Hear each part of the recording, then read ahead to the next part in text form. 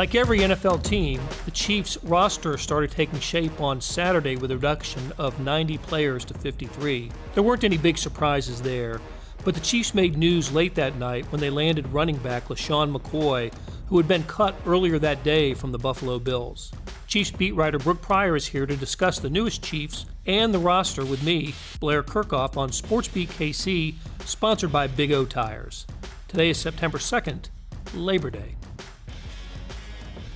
Brooke Pryor is here. Brooke, how you doing? Not bad. It's been a chaotic Labor Day.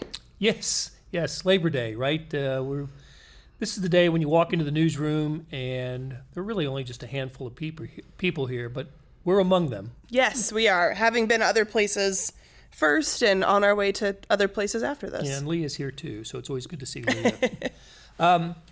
Chiefs, like every NFL team, cut their roster from 90 to 53. I didn't think there were many surprises. No, I don't think so. I'm trying to think back through because it feels like so many things have happened since the roster was cut down by Saturday afternoon. I guess Cody Thompson was a little bit of a surprise. They chose to just sign him to the practice squad. They let go of both their corners, Demontre Wade and Herb Miller, both of their young corners, and didn't sign them to the practice squad either, which I thought was interesting. They chose to go with 4 kind of unknown guys that were not with the team in camp. Including 2 cornerbacks, who one has NFL experience, the other does not. Right. So you're right. That was a little bit of a eyebrow raiser. But I think what Andy Reid said after the Green Bay game on the teleconference the next day should have clued us into it a little bit. He said that right now they felt like they were having to evaluate their corners and project their potential, and that they weren't really giving them enough right now to make them feel good about these guys contributing right away. So I think that's why they look at them, they were like, well, we got what we got out of them, and we don't feel like they can make an impact right away, and we need somebody to make an impact right away, which is also why I think the Chiefs aren't done adding somebody to this roster. The fact that here we are, week 1 of the season, and their cornerback room is still a very big problem. It is. They Morris Claiborne's going to join them after a month, but they have to get through the month. Right, exactly. The 4-game suspension to Mo Claiborne.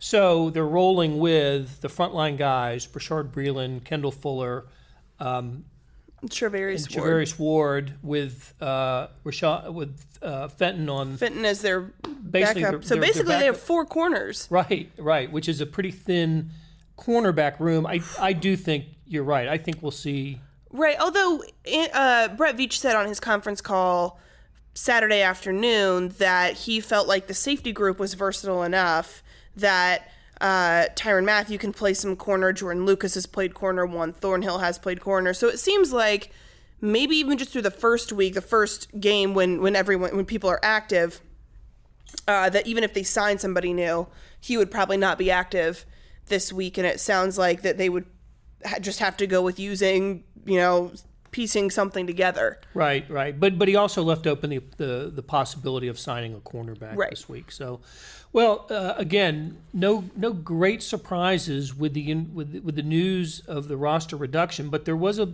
piece of news that happened. What about 10:30, 11 o'clock that night? Which there was a bit of foreshadowing of this.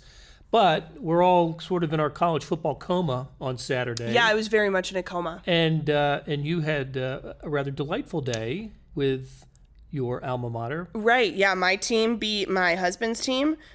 He is a South Carolina fan. I am a UNC grad. I was not planning on trash talking or gloating, but I would like to say that his trash talk talked me into it because he had been trash talking all day. I mean, all week. Like, beginning a week out, he started sending me things, and I just kind of took it. Gamecocks were a favorite in that game. They were a favorite. They were like a 10, 12-point favorite at a neutral site. And then UNC won, so I played Return of the Mac in the apartment while he was upstairs licking his wounds. And we live in a loft, so there aren't many doors to slam, but he found one. But the good news is that we're still married and everything is fine now. But in the aftermath of that, I was, we had the conference call with Brett Veach. I think it was in the middle of the game. So thank goodness my line was muted. And he said, we're going to take a peek at LeSean McCoy. We can't talk about it. Not official yet. We don't know that if he's officially been released, but it's been reported. But if he is indeed released, we will take a look. So it seemed natural that he would come to Kansas City, although a little bit of a surprise, I think, just given that the running back room is set. They have 3 really good guys, 4 if you count Anthony Sherman, but Damien Williams, Darwin Thompson, and Darrel Williams. And you don't necessarily need a name brand flashy guy to make Andy Reid's offense work, but LeSean McCoy has experience and a really good history with Andy Reid and with Brett Veach.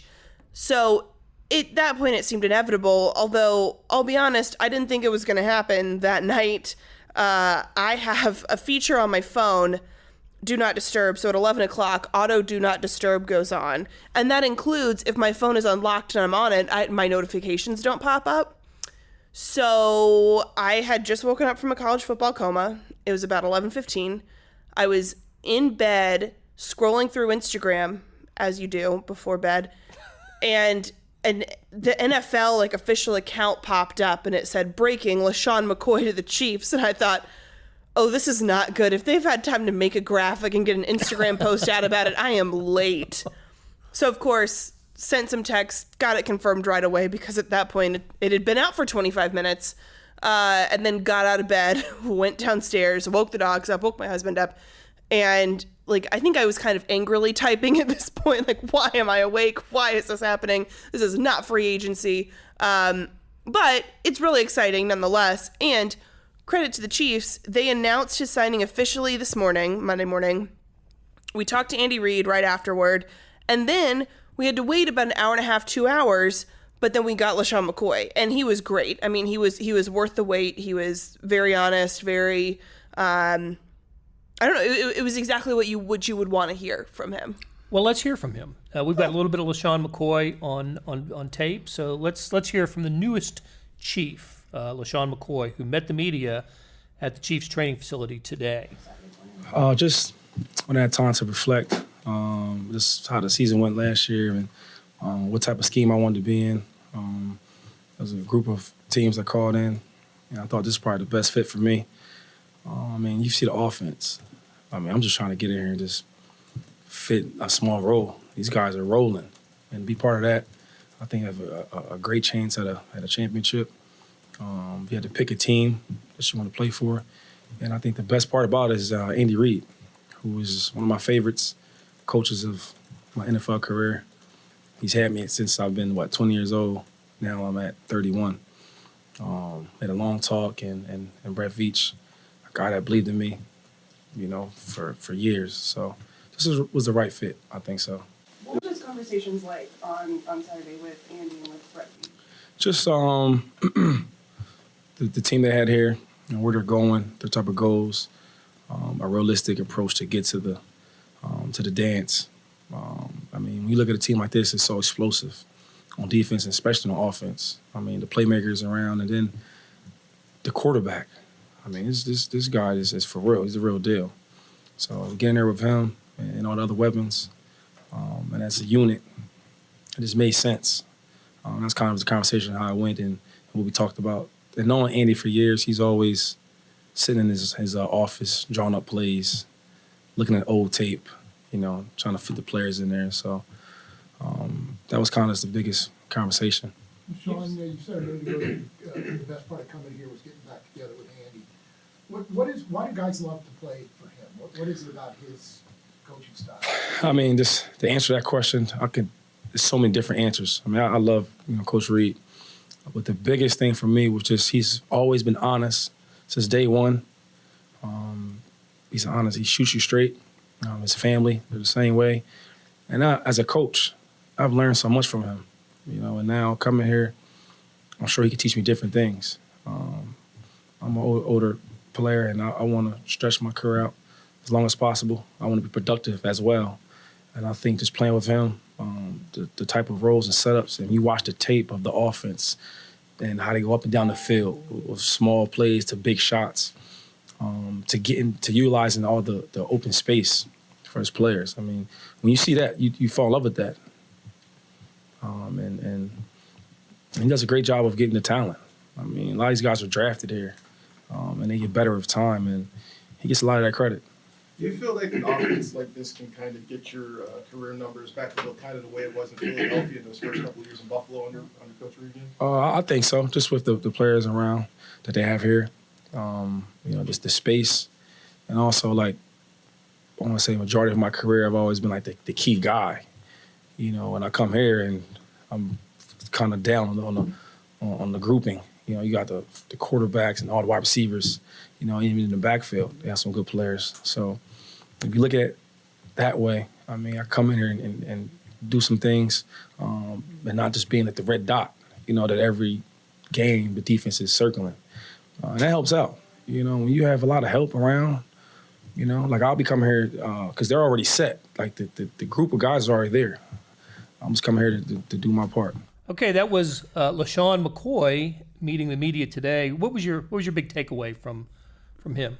That Andy Reid, I mean, we've heard from his previous players that he is a really special guy, and the love that his former players and current players feel from him is real, and it's really powerful.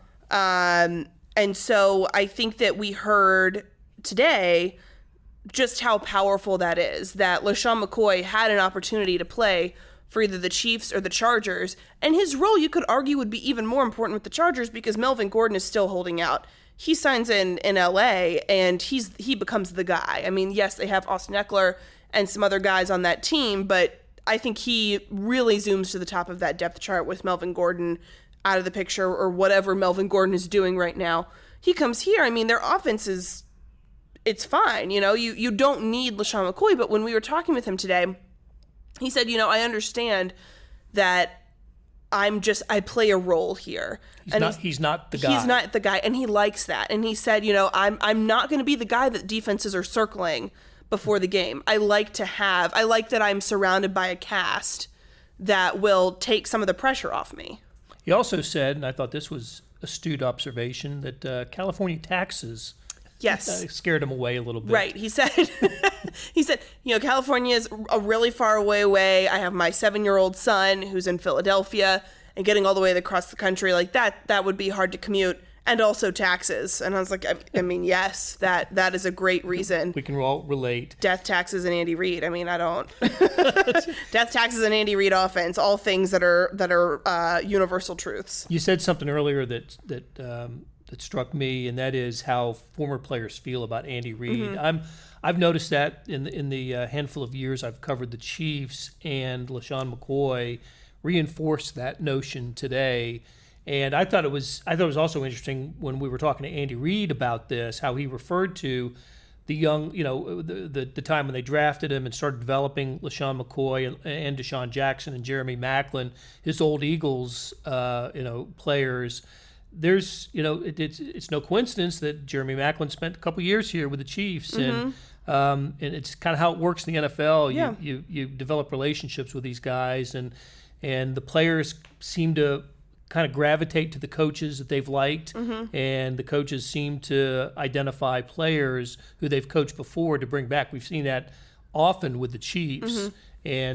and this is just a different version of bringing back DeAnthony Thomas. LeSean McCoy wasn't a Chief, but he was an Andy Reid guy, right? And so is there juice left in the tank for LeSean McCoy? I think so. I think to me one of the more notable parts of his press conference was he was asked, how tough was last year with the turnover on the offensive line and the just constant carousel of quarterbacks with guys getting hurt. And he said, I'm glad you brought that up because it seems like the narrative is always like, Shady's bad. Shady had a bad year. It's all about why that he was bad and not necessarily why his numbers were down. And yeah, you look at what he lost. He lost 3 Pro Bowl offensive linemen either right before or right at the beginning of the season. He has different quarterbacks rotating in there. And so I think that his numbers look like his career is on a ventilator, but I don't think that's the case. I think it's hard to be a 31-year-old running back in the NFL when everyone is younger, faster, stronger, more durable. But I think that you put him in an Andy Reid offense, and Andy Reid is going to get the most out of whatever years he has left. We've talked about it before that I've marveled at the production that Andy Reid gets from running backs going all the way back to Jamal Charles and Niall Davis, through Spencer Ware and Charkandrick West, through Kareem Hunt, and now Damien Williams and Darrel Williams. These are the players that have started at running back for Andy Reid. They go elsewhere and don't perform, or in the case of Jamal Charles, he's too old. Right. But everybody, when they come play for Andy Reid, they are productive. Now, LeSean McCoy he's a different animal. He's 10,000 career rushing yards. Andy Reid called him a future Hall of Famer. He might need to have a little more work to do before we talk about him in the Hall of Fame. But he did have a 1,600-yard rushing season with the Eagles. He had 2,000-yard seasons with the Bills. And like we said, it's his career or his season was not as productive last year as it has been in the past, and not only in terms of total yards but yards per carry. I think it was down to 3.2 last year. But so how do the shares play out? What are we talking about here between among, I should say, Damien Williams, Darwin Thompson, and Darrel Williams? Who's going to get the carries? How's that going to break down? Man, Will they all be active on game day? That's I don't the think they'll other all be question. active. I think Darrel Williams becomes the inactive running back to me, because I think Darwin Thompson still brings enough of a unique skill set that they still want to find a role for him in the offense. And Andy Reid said as much when he was asked about it earlier today.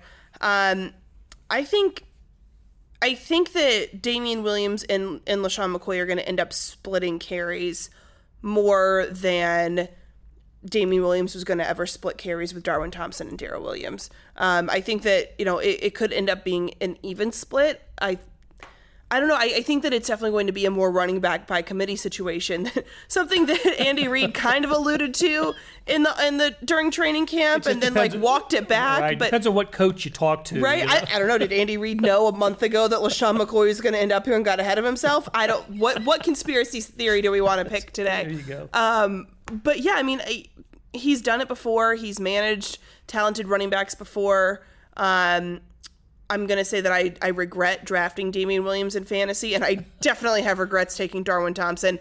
And I'm sure lots of people who were texting me being like, should I take Darwin Thompson? I was like, yeah, absolutely. I'm sorry. I didn't know that Shady was going to come to Kansas City. So that would change how I would draft. But yeah, I mean, I think that it's going to end up being pretty even between the two of them. The response that I saw late Saturday night into Sunday morning was mostly from fantasy football folks, who just were because that's what really matters here, not Super Bowl potential or how the season's going to shake out, but chemistry, right? Right. No, but we're worried about fantasy football. Right. Same.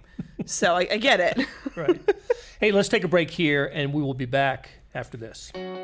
The biggest tire sale of the year could only happen at Big O Tires, but you've only got 2 weeks to get 2 free tires. That's right, 2 free tires when you buy 2 now at Big O Tires through September 9th. Just buy 2 select tires and you'll receive 2 free with the purchase of a 1-year alignment and tire protection package. That's half off your tires at Big O Tires. It's the biggest tire sale of the year through September 9th only. Buy 2 tires, get 2 free. Now at Big O Tires. Big on service, guaranteed low prices. For the location nearest you, go to bigotires.com.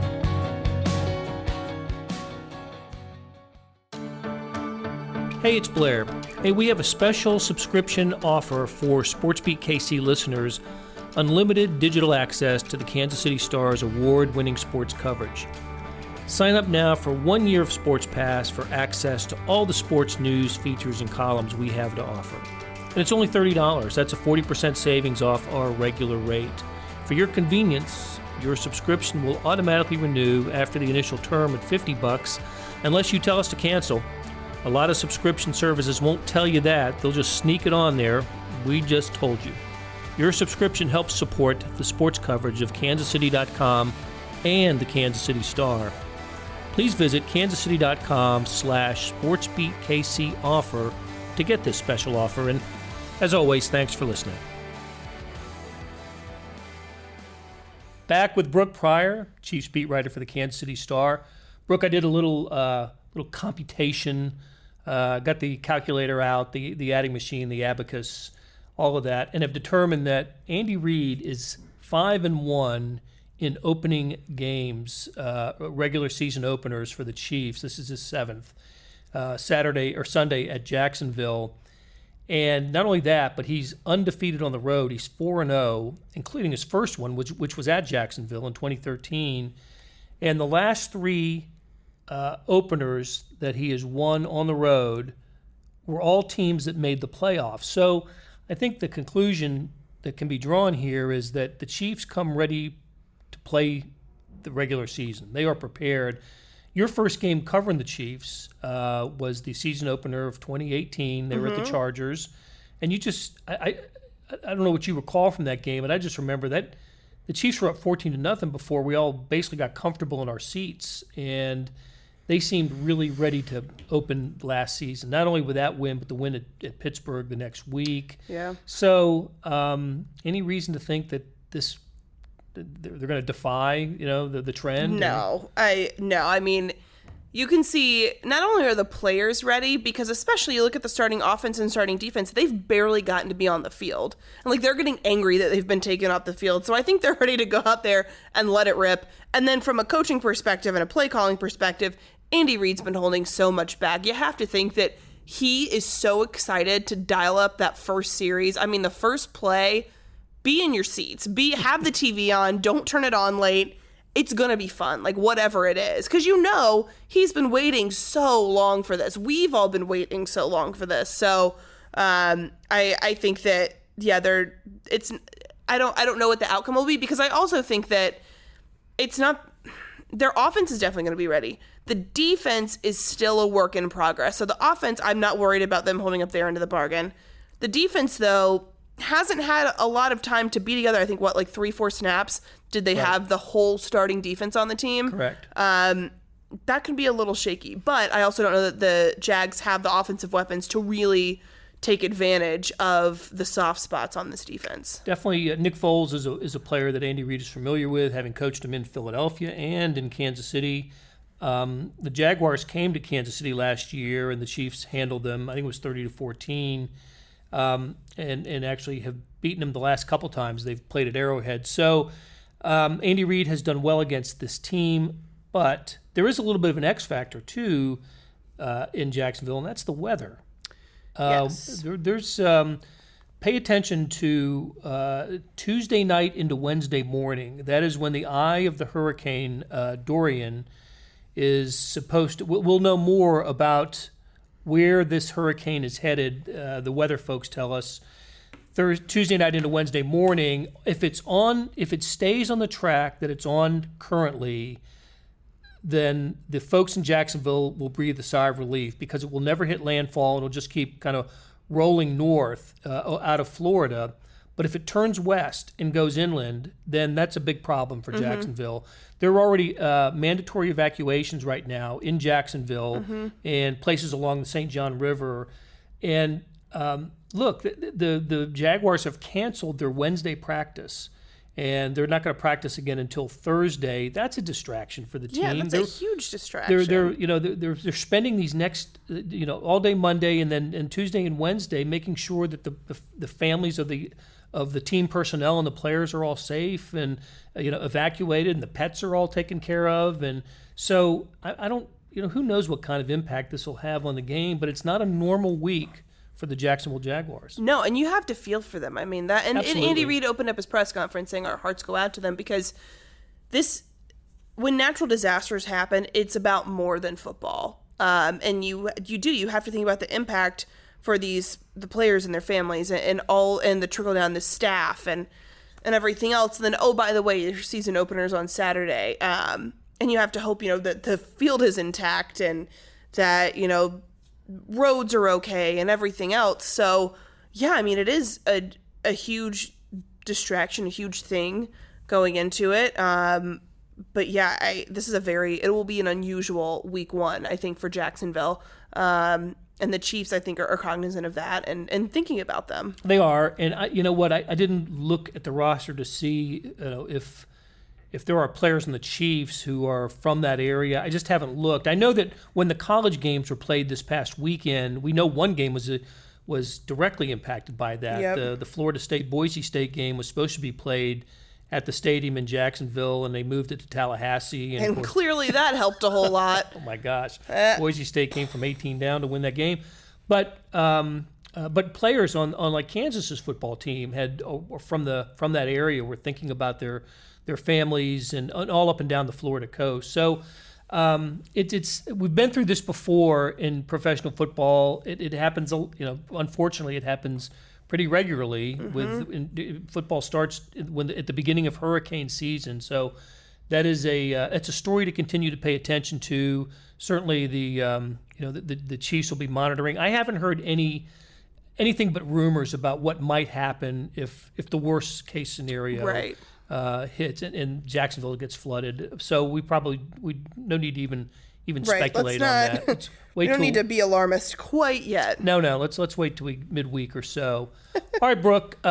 We will. I was going to ask you about a prediction, but let's save that for our Facebook Live. Oh, good call. On Thursday when we keep them coming back for more. There you go. So we'll have Sam and Vahe with us.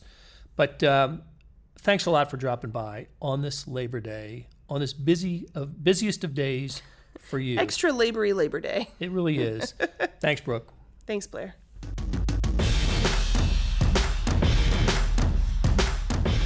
Links to the stories we discussed can be found in the show notes on kansascity.com, facebook.com/RedZoneExtra, and the Red Zone Extra app. If you're listening to us on Apple Podcasts, help us out by rating and reviewing SportsBeat KC. We'd love to hear from you, and your review can help us reach more listeners. Thanks to producer Leah Becerra for coming in on Labor Day and putting together today's show. This has been SportsBeat KC, the Kansas City Star sports podcast, and we'll be back with another episode tomorrow. Thanks for listening.